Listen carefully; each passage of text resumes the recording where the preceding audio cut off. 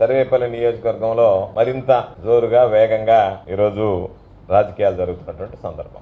నిన్ననే చూసాం, సోమిరెడ్డి 20 సంవత్సరాల తర్వాత శాసనసభ్యుడి హోదాలో కృష్ణపట్నం పోర్టుకు వెళ్లి కంటైనర్ టెర్మినల్ గురించి కొన్ని వ్యాఖ్యలు చేయడం జరిగింది. అంటే ఆయన ప్రతిపక్షంలో ఉన్నప్పుడే ఇక్కడ నుంచి కంటైనర్ టెర్మినల్ తరలిపోయిందని, దానికి నేను కారణమని రకరకాలైనటువంటి మాటలన్నీ కూడా ఆయన మాట్లాడడం జరిగింది. నిన్న వెళ్ళి ఓ మాట చెప్పాడు, గోవర్ధన్ రెడ్డికి సరిగ్గా కళ్ళు కనపడుతున్నాయో లేదో, కళ్ళలో ఏదన్నా చుక్కలు వేసుకుని చూడాలి అని చెప్పి.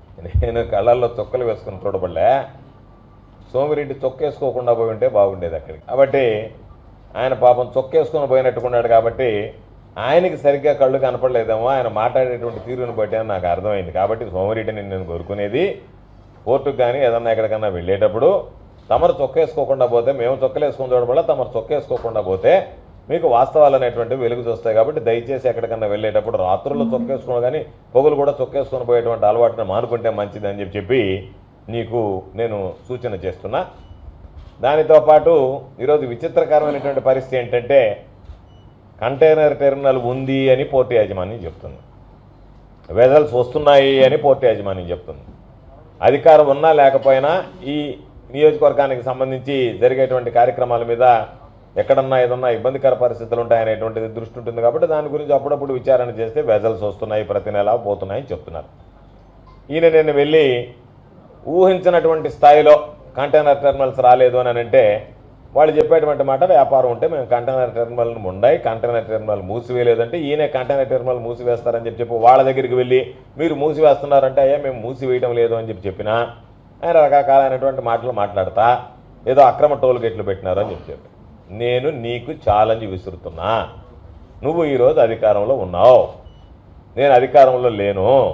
కాబట్టి నీకు ధైర్యం ఉంటే కృష్ణపట్నం కంటైనర్ టెర్మినల్ విషయంలో మేమేదన్నా పొరపాటు చేసినట్టుగాను, ఏదన్నా టోల్ గేట్లు పెట్టినట్టుగాను, ఆ టోల్ గేట్ ద్వారా సంపాదించినట్టుగాను నువ్వు రుజువు చేసేటువంటి దమ్ము ధైర్యం ఉంటే మాట్లాడు. లేదు అనుకుంటే అన్నీ మూసుకొని కూర్చో, అయ్యా నా వల్ల చేత కాలేదు, నేనేదో అప్పుడు వాగాను గమ్ము అయిపోయానని చెప్పి. నేను నిన్ను అడుగుతున్నా సూటిగా, నువ్వు ఈ మధ్య దేవాలయాలన్నీ తిరుగుతున్నావు, రోజు ఒక దేవాలయం తిరుగుతున్నావు, అదే దేవుడి మీద నీకు నమ్మకం ఉంటే, నువ్వు నిజంగా భక్తుడివే అయితే ఇదిగో ఈ నెల రోజుల లోపల నేను ₹1 అవినీతి సొమ్ము సంపాదించలేదు, తాకలేదు అని చెప్పి నువ్వు ప్రమాణం చేస్తావా? ఈ నెల రోజుల్లోనే ఎంతమంది లేఅవుట్లు, ఎంతమంది ఏజెంట్లు నియమించుకున్నావు? జెన్కోలో ఉండే యాష్ పాండ్ దగ్గర నుంచి, జెన్కోలో ఉండేటువంటి యాష్ పాండ్కి సంబంధించినటువంటి దగ్గర నుంచి నియమ నిబంధనలకు విరుద్ధంగా ఈరోజు వాటి అన్నిటినీ దోచుకుంటా. ఎందుకంటే ఈరోజు నువ్వు నీ కొడుకు దోచుకుని వెళ్ళిపోవచ్చు, రేపు ఉండేటువంటి వాళ్ళు పదవి విరమణ కూడా చేయొచ్చు.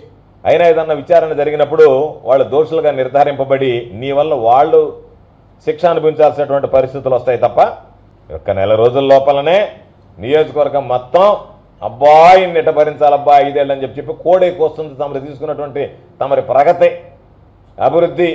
ఎందుకంటే నువ్వు అభివృద్ధికి సంబంధించినటువంటి ప్రణాళిక ఏమీ లేదు, కానీ అవినీతికి సంబంధించి మాత్రం చక్కటి రోడ్డు మ్యాప్ ఒకటి తయారు చేసుకుని దాంట్లో బిజీగా కనపడుతున్నట్టుగా ఉన్నావు.